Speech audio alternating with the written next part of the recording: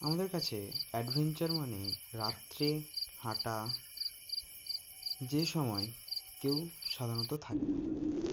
সেই সঙ্গে হাওয়া চলাচলের যে গভীর শব্দ রাতের নিস্তব্ধতাকে গম্ভীর করে তোলে।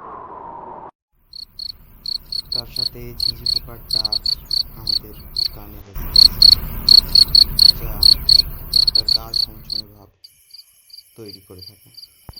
হ্যাঁ, তবে এটা পাগলামিও বটে, কারণ যেই সময় কেউ সম্ভবত বেরোই না সেই সময় আমরা বেরিয়েছি।